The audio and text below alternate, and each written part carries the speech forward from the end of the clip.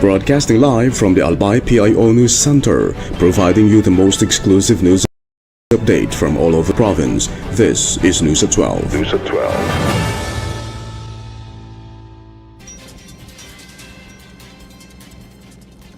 In the local scene, job order employees of the provincial capital will soon receive their salaries through a new digital payroll system aimed at providing faster, safer, and more convenient payroll services.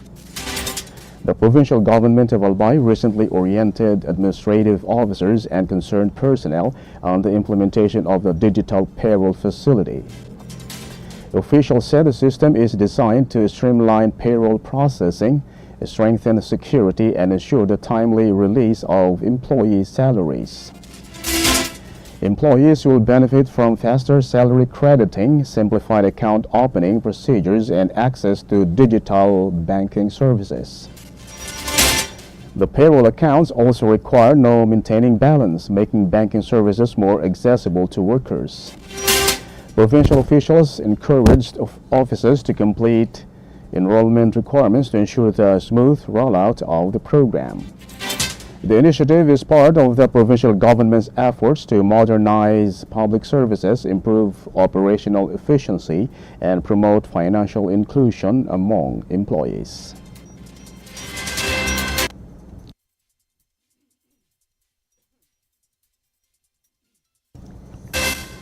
In other story, the Sangguniang Panlalawigan ng Albay has approved an ordinance establishing guidelines for the registration, permitting, and recognition of public and private child development and learning centers across the province.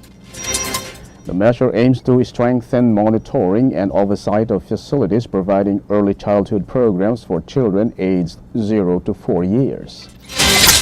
Under the ordinance, child development and learning centers will undergo a regular registration and recognition process to help ensure compliance with provincial standards. A prescribed assessment fee will also be collected as part of the registration requirements. Provincial officials emphasize that the early years of a child's life are critical to learning and development. The ordinance is expected to promote the welfare, safety, and holistic growth of young children by improving the quality and accountability of early childhood learning facilities in Albay.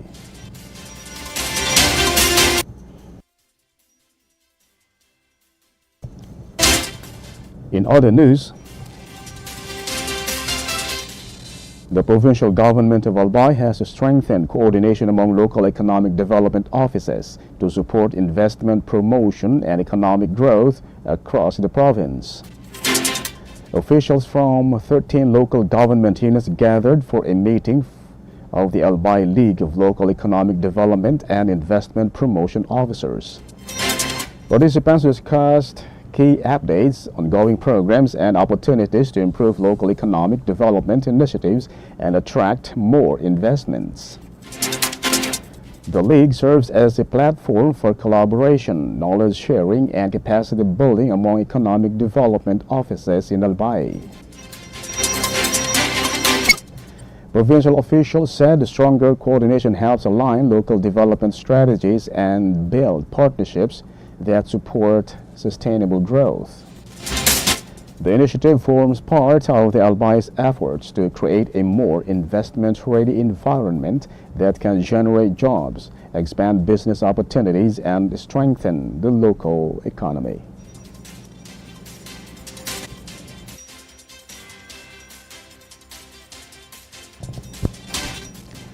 In the national scene,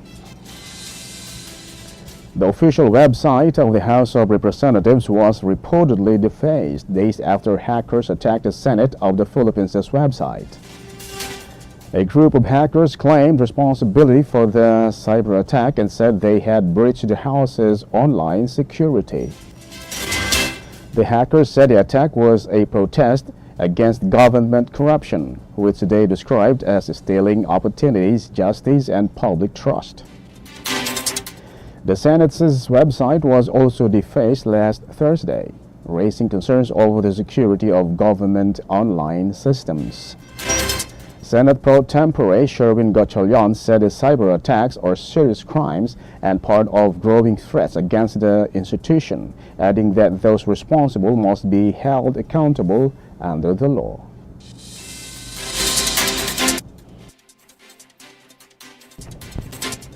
In other story,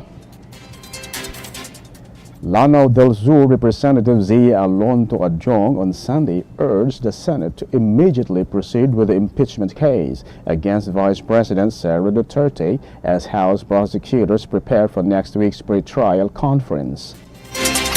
Adjong said the House prosecution panel is ready to present its case and called on the Senate, acting as an impeachment court, to hear the complaint and complete the legal process without delay. He said that if there is enough evidence against Duterte, the case should proceed, but if there is none, it should be dismissed after the proceedings are completed. The impeachment case against Sara Duterte includes allegations of corruption, constitutional violations linked to the misuse of public funds, unexplained wealth, threats against President Ferdinand Marcos Jr., First Lady Liza Araneta Marcos, and former House Speaker Martin Romualdez, as well as claims that she bribed officials to bypass procurement process rules. During the June 18 pre-trial conference, both sides are expected to discuss the facts of the case, identify evidence and witnesses, set trial dates, and agree on procedures to ensure a fair and speedy trial.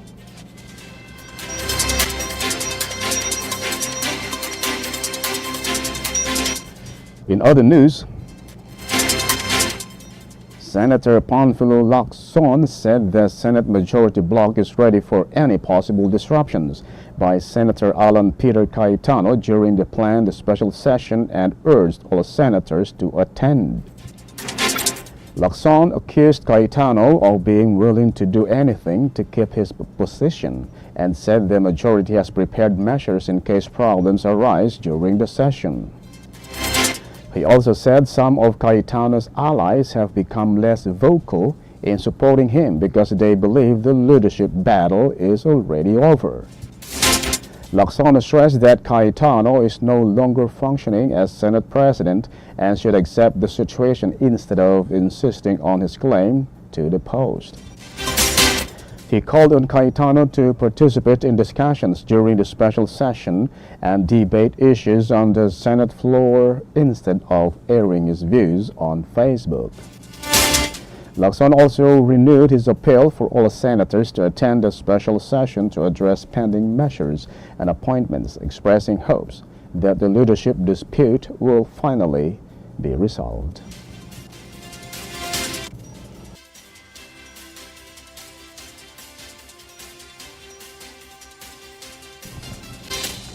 And in the news outside the country,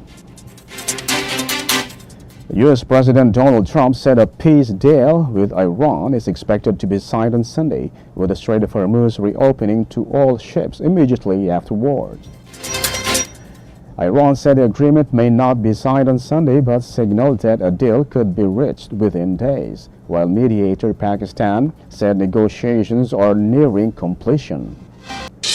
Tensions remained high as the United States said it had downed Iranian drones near the Strait of Hormuz, a key global oil and gas shipping route that Iran has controlled during the conflict.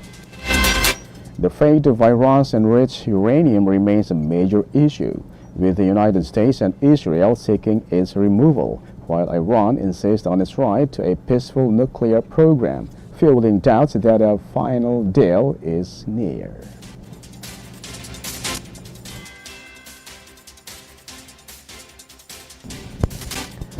In other story,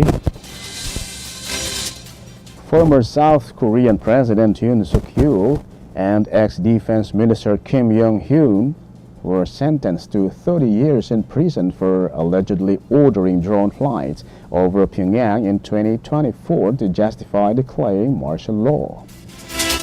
A Seoul court ruled that the two men abused their power by trying to provoke North Korea actions that damage South Korea's military and security interests. Prosecutors said Yoon sought to create a national crisis to tighten his hold on power, while his lawyers argued the drone flights were a response to North Korea's trash balloon campaign. Yoon, who briefly imposed martial law in December 2024, was later removed from office and separately sentenced to life in prison for rebellion, with appeals and other trials still underway.